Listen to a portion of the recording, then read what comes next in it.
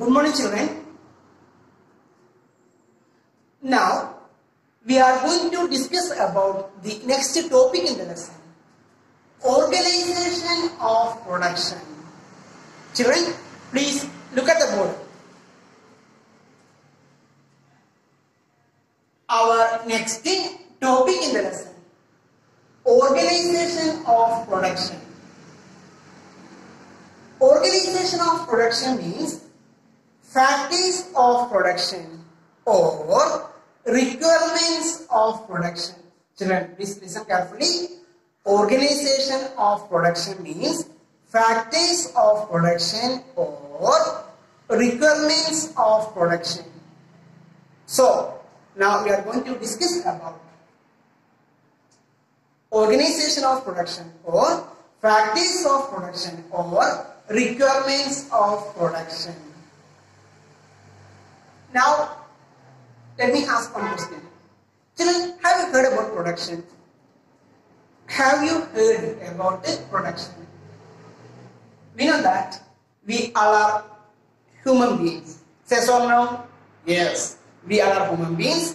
In our day-to-day life, we are producing many products or goods, etc. etc. In our day-to-day life, we are producing many goods or products, etc. Can you say examples? Yeah. Chalk, pen,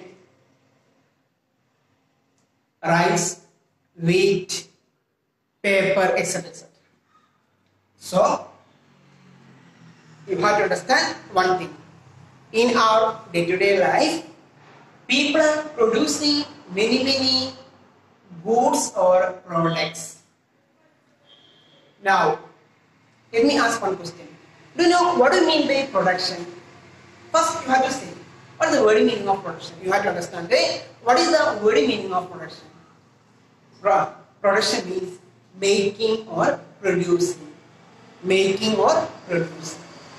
In our day-to-day life, people are producing or making many products. For example, yeah, rice, wheat, chalk, pen, chocolate, etc. etc. So, first of all, you have to understand what do you mean by production. Children, please listen carefully. Production is the process of changing inputs into output. I will repeat once again. Production is the process of changing inputs into output. Production is a process. Production is a process. Now, we can discuss examples. Suppose, now we are going to produce paper. Do you know, when we produce paper, what are the inputs or raw materials that we can use? Listen carefully. When we produce paper, what are the inputs or raw materials that we can use? Okay, think and see. Okay, we know that from bamboo plant, water, chemicals, etc. etc. we can produce paper or we can make a paper. So, when we produce or when we make paper, we can use the raw materials such as water, bamboo plant, chemicals, etc. etc. Then, do you know how to make paper? Yeah. We have to change these inputs or raw materials into output. Then we can get the paper. So, from bamboo plant, water, chemicals, etc. etc. we can manufacture or produce paper. From this, you have to understand what do you mean by production. Production is the process of changing of inputs into output. Here inputs means raw materials. We have to change the raw materials or inputs into output. Then we can get the output. Then we can get the output. For example, from bamboo plant, water, chemical, etc. etc. we manufacture or produce paper. Okay. So look at the board. Organization of production. Organization of production means requirements of production or factors of production. We know that for the production of any product or for the production of any commodity, we need some factors or requirements. Okay, all of you, listen carefully. There are 4 organization of production or requirements of production or factors of production. How many? Yeah, there are 4. First one, land. Second one, labor. Third one, physical capital. Fourth one, human capital. Children, listen carefully. There are 4 factors of production or requirements of production or organization of production. First one, land. Second one, labor. Third one, physical capital. Fourth one, human capital. Listen. First of all, you have to understand about the land. Children, listen carefully. We know that people can get many natural resources or free gift from nature. For example, yeah, water, then minerals, then mountains, then soil, etc. etc. Yes or no? Yes. People can get many natural resources or free gift from nature.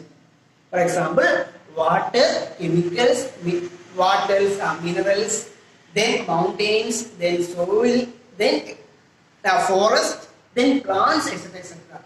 So, land includes all free gift of nature. Land includes all free gift of nature. We know that people can get many resources from nature. You have to understand one thing. People can get many resources from nature. For example, water, forest, plants, minerals, mountains, soil, etc. etc. So, land includes all free gift of nature. That is the first organization of production. Now, we can move to the second organization of production. Labor. First, you have to understand. So, what is the word meaning of labor? Labor means worker.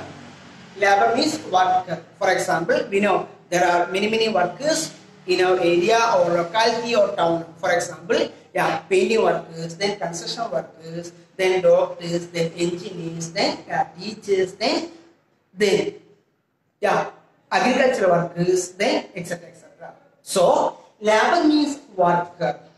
Labor means worker. Those who will do the work. People, those who will do the work. Labor means worker. It means people who will do the work. Now, let me remind you one thing. Some production activities requires or needed highly educated workers. Some production activities requires or needed highly educated workers. Children, please think. Then understand examples. Yeah. Think. Yeah. Doctors. Yeah. Then engineers. Then teachers, etc. etc. Some production activities requires highly educated workers. For example, yeah, teachers, lawyers, workers, etc. etc. Teachers, lawyers, engineers, teachers, doctors, etc. etc. At the same time, some works people can do as manual work. For example, yeah, daily wage workers. Daily wage workers. For example, daily wage workers such as agriculture workers, then construction workers, etc. etc. So, second organization of production is labor. Labor means people who will do the work. Okay. Now, children, come to the third organization of production, physical capital. Third organization of production is physical capital. Now, let me tell you one thing. We are that. We are the people in our day-to-day life. We are making or producing many products. So, for the production of every product requires many raw materials or inputs. Yes or no? Yes. Yeah. Very good. Yes. So, physical capital means the variety of inputs or raw materials required at every stage during production. I will repeat once again. Children, please listen carefully. Physical capital means the variety of inputs or raw materials required at every stage during production is known as physical capital. So please count. Okay, 1, 2, 3. Okay. Listen here. Physical capital is divided into two. First one, fixed capital. Second one, working capital. Here, fixed capital means, we know that tools, machines, buildings, generators, computers, etc. can be used in production for over many years. Children, please say yes or no? Yes. So, these are called fixed capital. These are called a fixed capital. Children, please listen carefully. Tools, machines, buildings, generators, computers, etc. can be used in production over many years. We can use, or people can use generators, computers, then buildings, etc. over many years. That is why tools, machines, buildings, then generators, computers, etc. are called fixed capital. Then now we can move to the working capital.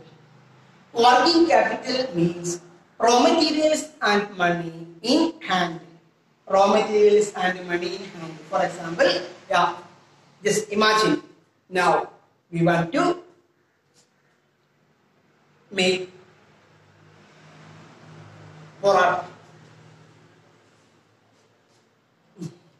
For making paratha, just imagine that we have 1 kg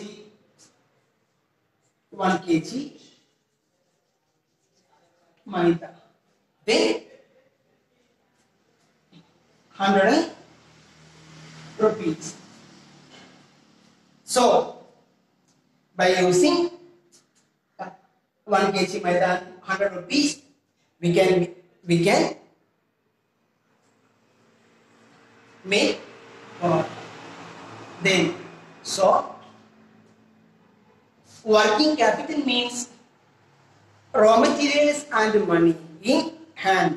Raw materials and money in hand. So listen here. Come to the point. Physical capital. Physical capital means the variety of inputs required at every stage during production. Physical capital is divided into two: fixed capital, working capital. Fixed capital, tools, machines, buildings, generators, etc. can be used in production over many years. That is why these are called a fixed capital. Then working capital means raw materials and the money in hand. Raw materials and money in hand. Now come to the fourth, organization of production. Human capital. We know that we are human beings. We are human beings. Children, please say yes or no. Yes, we are human beings. So, people are the capital. People are the capital. Now, let me tell you one thing. We know that many people have many skills. For example, some people are teachers. Then some people are doctors. Then engineers, etc. etc. So every person have his or her skill. So human capital is the stock of skills and productive knowledge embodied in human beings. It means the stock of skills and knowledge in human beings. Okay, so come to the point. First, you have to understand what I mean by production. Production is the process of changing of inputs into output. Then there are four organization of production or factors of production or requirements of production. First one land, second one labor, third one physical capital, fourth one human capital. Then land includes all free gift of nature. Then labor means people who will do the work. Then physical capital means the variety of inputs required at every stage during production. Then human capital means the stock of skills and knowledge embodied in human beings. Thank you all.